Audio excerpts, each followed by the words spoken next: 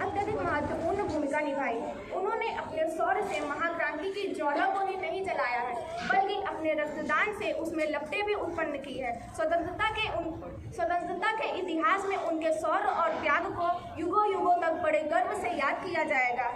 एक अंग्रेज ने उनकी प्रशंसा करते हुए कहा है, यदि तात्या टोपे की भांति 10 तात्या टोपे होते तो हमें अंग्रेजों से 1857 में ही मुक्ति मिल गई होती। तात्या टोपे का जन्म 1814 ईस्वी में महाराष्ट्र के नासिक जिले के येवला गांव में हुआ था। इनके पिता का नाम पांडुरंग भट्ट था तथा इनकी माता का नाम रुक्माबाई था। उनके पिता ने एक दूसरी शादी की थी और उनकी दूसरी माँ का नाम दुर्गाबाई था। तात्या टोपे का बचपन का नाम रामचंद्र राव था। वे अपनी माँ के एक अकेले पुत्र थे। वे बाल अवस्था में ही अपने पिता के साथ बाजीराव के दरबार में चले गए और बाजीराव ने ही उनका नाम तात्या टोपे रखा। तात्या टोपे का पालन पोषण उनकी शिक्षा दीक्षा बाजीराव ने ही की और उनका नाना साहब उनसे 10 वर्ष बड़े थे। नाना साहब ने उनका बड़ा ही आदर करते थे और वे अपने बड़े भाई की तरह नाना साहब तात्या टोपे को मानते थे।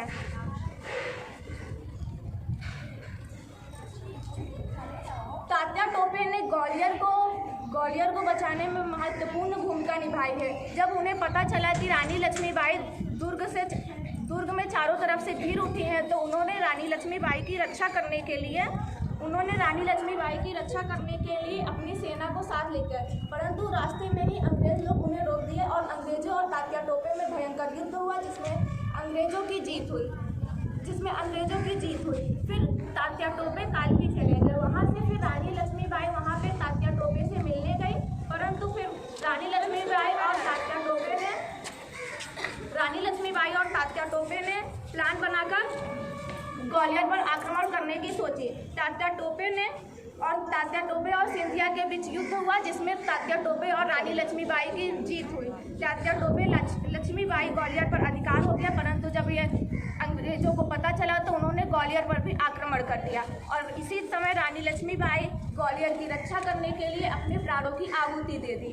अंत में अंग्रेजों की फौज से तात्या टोपे घिर चुके थे और एक दिन जब वह पेड़ के नीचे सो रहे थे तो उनके एक मित्र हैं, उन्होंने उनके साथ विश्वासघात कर दिया।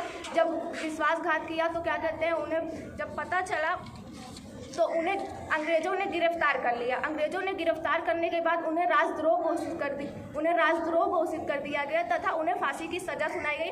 8 अप्रैल 1854 ईस्वी को तात्या टोपे को फांसी की सज़ा दी गई। उनकी पंचभौतिक शरीर तो नष्ट हो गया, पर उनके यश, वीरता और बलिदान का शरीर कभी नष्ट नहीं होगा। धन्यवाद।